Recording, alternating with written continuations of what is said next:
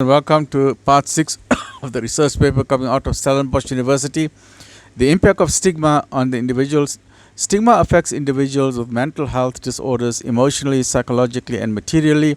Findings of the study indicated, we are busy with part 6 at the moment. Findings of the study indicated that stigma leads to decreased self-esteem and self-worth, increased isolation, and acting out behavior such as truancy and aggression.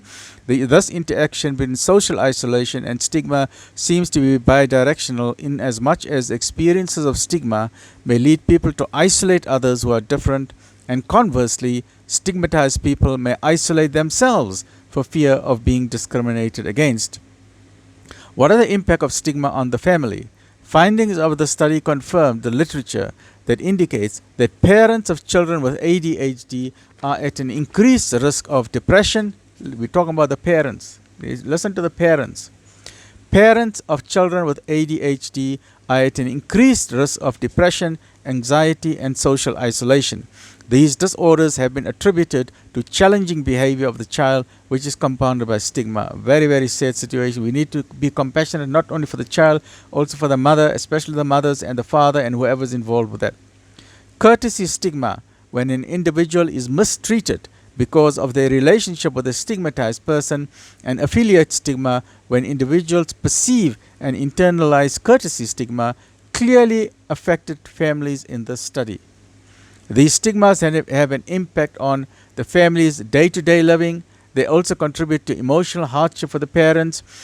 And listen to what this parent has to say. Listen to what the typical father or mother is going to go. This is what a parent goes through. Listen to what the parent says. We generally don't go to shops if it's busy. We generally try to avoid busy areas or busy shopping centers. Even going to religious establishments, they avoid it, for example, because you need to be quiet, but your child is not quiet, so you even avoid religious services or weddings, imagine. So your whole social life is affected. You need to meet certain requirements to be able to sit through a religious service. You understand what I'm saying? Look at this parent, you understand what I'm saying?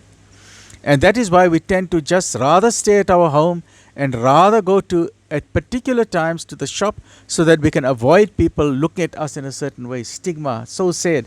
People point fingers, look, cake, check. Look at it and whisper, see, there's a problem, there's a malkopkan. Please, let's not use words like that. Please, let's not point fingers. Let's be good human beings. We are South Africans, we are good people, we are beautiful people, we are understanding people. We must respect the black, respect the white, respect the colored, respect the Indian, respect the Cape Malay, respect the Boer Kaap, respect the Khoisan, respect everybody. We are human beings. Respect the Muslim, respect the Christian, respect the Hindu, respect the atheist, respect the agnostic, respect the New Age religion. We are all human beings. Respect the Russian, the American, the Chinese, the Japanese, the Korean, the Sweden, the Switzerland, the Portuguese, the Mexican, the Canadian, the Australian. Let's respect people. We are good people. Let's respect human beings. We are all going through difficulties. We all know that life is difficult. Let's use our tongue with care. Let's let roses come out of our tongue, not Tabasco sauce. Listen to what this other parent, listen to what this mother has to say. Listen, very sad. Listen to what this mother has to say. You're exhausted at the end of the day. I don't want to speak like in a Kaap accent. Ek weet nie daardie Kaap accent nie. So ek sal nie praat nie in daardie Kaap accent. Ek is 'n mix-up ou. Ek weet net kitchen Afrikaans. My Afrikaans, ek kan nie baie lekker maak sakkerie in Afrikaans. Ek het net die kitchen Afrikaans. But let's see, this is a very sad. Let's talk. Now, let's get serious to what this mother has to say. You're exhausted at the end of the day, and then you don't want to show them you're crying. You don't want to show your children you're crying. Look what the mother is going through. You don't want to show your children you're crying or your family, because then you look so weak. But when I get into bed, it's like, I just feel for crying. I just feel like sometimes I'm washing up and then my tears are just rolling down my face because there's no one to help you. Look how sad that situation is. There is no one to support you. There is no one. Very, very sad, Mensa. Very sad. This finding confirmed the contention of Buzzing et al.